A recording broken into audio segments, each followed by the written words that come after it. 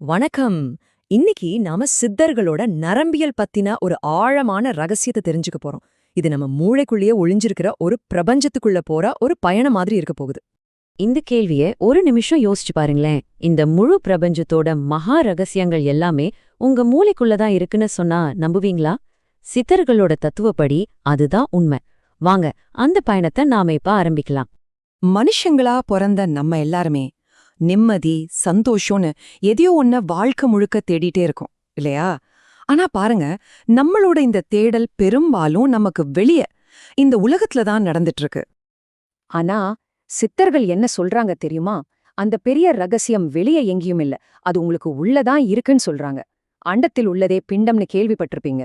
உங்க பார்வைய அப்படியே ஒரு 180 டிகிரி திருப்பி உங்களுக்குள்ள பாருங்க. அங்கதான் அந்த பிரபஞ்சத்தோட கதவே திறக்கும். சரி, அப்படியே அந்த உள் பிரபஞ்சத்துக்குள்ள போனா அங்க என்னதான் இருக்கு? சித்தர்கள் சொல்றது படி ரெண்டு அடிப்படை ஆற்றல்கள் தான் இந்த முழு சிஸ்டத்தையும் இயக்கிக்கிட்டு இருக்கு. அது என்னன்னு கொஞ்சம் ஆழமா பார்க்கலாம் வாங்க. முதல்ல சிவன், இதுதான் நம்மளோட ஆன்மா. நம்ம மூளையோட ஆழமான பகுதியில இது ஒரு நிலையான குளிர்ந்த காந்த சக்தியா இருக்கு. இதோட முக்கியமான வேலை என்ன தெரியுமா? இது ஒரு ரிசீவர் மாதிரி வேலை செய்யுது. இப்படி ஒரு மொபைல் டவர் வெளியிருந்து சிக்னல்ஸ வாங்குதோ அதே மாதிரி நம்ம ஆன்மா இந்த பிரபஞ்சத்தோட காந்த சக்திய எப்பவும் உள்ள இழுத்துக்கிட்டே இருக்கு. ரெண்டாவது, சக்தி. இதுதான் நம்மளோட உயிராற்றல். இது சிவனுக்கு நேர் எதிரா எப்பவும் இயக்கத்துல இருக்கிற ஒரு வெப்ப ஆற்றல். நம்ம மூளையில இருக்கிற பீனியல் சுரப்பியோட இதுக்கு நேரடி தொடர்பு இருக்கு. சிவன் வாங்கின அந்த காஸ்மிக் எனர்ஜிய உடல் முழுக்க கொண்டு போய் சேர்க்கிற ஒரு டிஸ்ட்ரிபியூட்டர் வேலை தான் சக்தியோடது. இப்போ இந்த ஸ்லைட பாத்தீங்கன்னா விஷயம் ரொம்ப சிம்பிளா புரியும். சிவன் ஒரு ஸ்டேஷனரி, கூலான ரிசீவ் பண்ற சக்தி. சக்தி ஒரு டைனமிக், ஹாட்டான டிஸ்ட்ரிபியூட் பண்ற சக்தி. ஒன்னு ரிசீவர், இன்னொன்னு டிஸ்ட்ரிபியூட்டர். இந்த ரெண்டும் சேர்ந்துதான் நம்மளோட உள் பிரபஞ்சத்தையே இயக்குது. சரி, ஒரு ரிசீவர் இருக்கு, ஒரு டிஸ்ட்ரிபியூட்டர் இருக்கு, எல்லாம் ஓகே. ஆனா இவ்ளோ சக்தி வாய்ந்த இந்த ஆற்றலை எப்படி கட்டுப்படுத்துறது? இதோட ஓட்டத்தை எது தீர்மானிக்குது? இங்கேதான் சித்தர்கள் ஒரு மிகப்பெரிய ரகசியத்தை வச்சிருக்காங்க. ஒரு ரகசிய கீப்பர் இருக்கான், அவன்தான் கணபதி.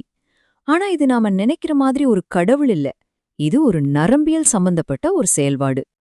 இந்த முழு ரகசியமும் சுழுமுனை நாடின்னு சொல்ற ஒரு வாசல்ல தான் அடங்கியிருக்கு. அதோட வடிவத்தை வச்சே சித்தர்கள் அதுக்கு குறியீடா கணபதின்னு பேர் வச்சாங்க. கணபதினா சுருண்ட முனைன்னு ஒரு அர்த்தம். ஆற்றல் கடந்து போக வேண்டிய ஒரு முக்கியமான பாலம் இதுதான். இது வேலை செய்யற விதம் ரொம்பவே ஆச்சரியமானது. சக்திகிட்டேருந்து வர்ற எனர்ஜி சுழுமுனைக்கு வந்ததும் அது அந்த எனர்ஜியோட தன்மையை செக் பண்ணும். வர்றது கூலான காந்த சக்தியா இருந்தா சுழுமுனை நாடி வலது பக்கம் வழிஞ்சு அதை ஏத்துக்கும்.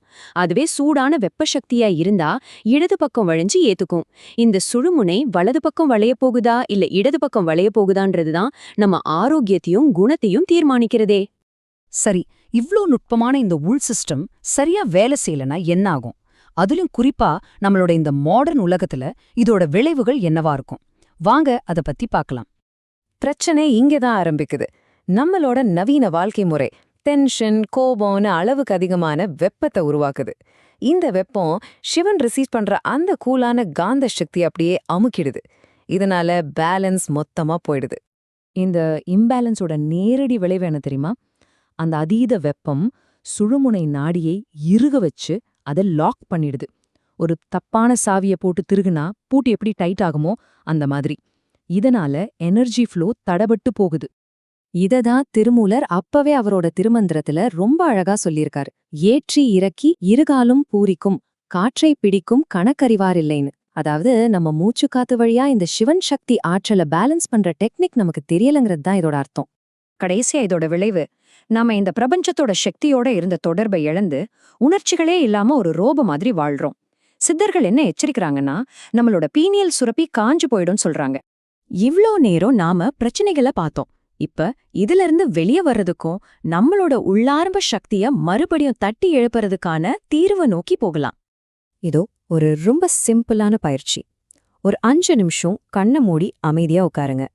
உங்க மூளைக்கு நடுவுல ஒரு குளிர்ந்த ஒளி சிவன் இருக்கிறதாவும் அதுக்கு கொஞ்சம் கீழே ஒரு சின்ன சூடான சுடர் சக்தி எரியறதாவும் கற்பனை பண்ணுங்க. உங்க ஒவ்வொரு மூச்சும் அந்த சூடான சுடரை தணிக்கிறதாவும் அந்த குளிர்ச்சியான காந்த சக்தி உங்க உடல் முழுக்க பரவுறதாவும் உணருங்க. இந்த சின்ன பயிற்சி உங்க உள்ளாற்றலை மறுபடியும் உங்க கட்டுப்பாட்டுக்குள்ள கொண்டு வர்றதுக்கான ஒரு சக்தி வாய்ந்த முதல் படி. இந்த விளக்கத்துக்கு அப்புறம் நீங்க உங்களையே கேட்டுக்க வேண்டிய ஒரு கேள்வி இதுதான். உங்க உள் மனசோட கதவுகளை திறக்க நீங்க தயாரா?